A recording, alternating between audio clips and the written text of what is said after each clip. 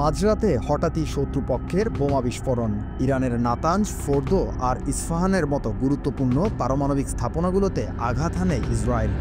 জুনের ১৩ তারিখে শুরু হওয়া এই ভয়াবহ আগ্রাসন ছিল কেবল ইসরায়েলি নয়, বরং এর পেছনে সরাসরি সক্রিয় ছিল মার্কিন সামরিক বাহিনীও। প্রেসিডেন্ট ডোনাল্ড ট্রাম্প প্রশাসনের অনুমোদনেই ২২ জুন ইরানের ৩টি পারমাণবিক স্থাপনায় ক্ষেপণাস্ত্র হামলা চালানো হয়। এক কথায় এটি ছিল তেহরানের উপর সবচেয়ে বড় ও সমন্বিত বিদেশি হামলা। ১৯৮০ সালের ইরান ইরাক যুদ্ধের পর এটিই ছিল প্রথম বড় হামলা। কিন্তু যুদ্ধ থেমে থাকেনি কেবল প্রতিরক্ষায়। ইরান জবাব দেয় আগুন দিয়ে। মাত্র কয়েক ঘন্টার ব্যবধানে ইরানের ইসলামিক রেভলিউশনারি গার্ড কর্পস বা আইআরজিসির অ্যারোস্পেস ফোর্স চালায় একের পর এক পাল্টা আক্রমণ। অপারেশন ট্রু প্রমিস ৩ নামে ২২ দফা ক্ষেপণাস্ত্র হামলা চালানো হয় ইসরায়েলের বিভিন্ন সামরিক ও বেসামরিক স্থাপনায়। দখলকৃত ভূখণ্ডের বিভিন্ন শহর বিধ্বস্ত হয়ে পড়ে। শুধু তাই নয়, যুক্তরাষ্ট্র যথাযথ জবাব পায়। কাতারে অবস্থিত আমেরিকার সবচেয়ে বড় ঘাঁটি আল উদেইদ এয়ারবেসে সরাসরি আঘাত হানে ইরানি বাহিনী। বিশ্লেষকরা বলছেন ২০২০ সালের জানুয়ারিতে আমেরিকার আল আসাদ ঘাঁটিতে হামলার পর এটিই ছিল ইরানের সবচেয়ে সুসংগঠিত প্রতিরোধ। এই পুরো যুদ্ধকালীন সময় জুড়ে নজর কেড়েছে ইরানের আইআরজিসি এয়ারস্পেস ফোর্স।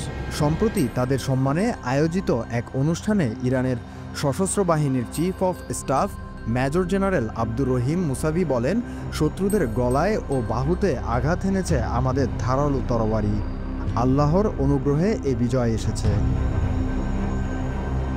তার মতে এই বাহিনীর সাহসিকতা, কৌশল ও প্রতিরক্ষা ৮ বছরের ইরান ইরাক যুদ্ধের সময়কার প্রধান সামরিক অভিযানের চেয়েও বেশি তাৎপর্যপূর্ণ। তিনি বলেন, এই ১২ দিনের যুদ্ধে ইরানের অস্তিত্ব ও ভৌগোলিক অখণ্ডতা সবচেয়ে ভয়াবহভাবে হুমকির মুখে পড়েছিল। তবে আইআরজিসি এয়ারস্পেস ফোর্স তা রক্ষা করেছে সম্মানের সঙ্গে। তিনি আরও সতর্ক করে দিয়ে বলেন, শত্রুর যে কোনো ভুল হিসেব বা দুঃসাহসিকতার জবাব আমরা দিতে প্রস্তুত। আমাদের আঙুল এখনও ট্রিগারে।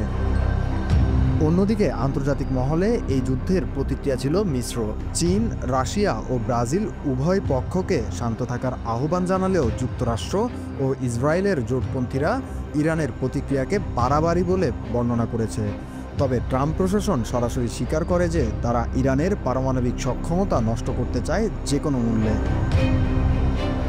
যুদ্ধ থামে ২৪ জুন, যখন একটি যুদ্ধবিরতির ঘোষণা আসে যুক্তরাষ্ট্রের প্রেসিডেন্ট ডোনাল্ড ট্রাম্পের মাধ্যমে। তবে ইরানের সামরিক শীর্ষ কর্মকর্তাদের বক্তব্য থেকে একটি বিষয় স্পষ্ট, যুদ্ধ শেষ হয়নি, কেবল থেমে আছে।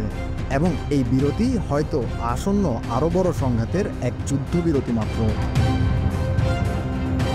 মেজর জেনারেল মুসাভির মতো অভিজ্ঞরা মনে করেন, এবার ইসরায়েল ও যুক্তরাষ্ট্র তেহরানের সামর্থ্য বুঝেছে, যে সামর্থ্য এখন আর শুধু কথার মধ্যে সীমাবদ্ধ নয়, বাস্তব রণক্ষেত্রেও প্রমাণিত।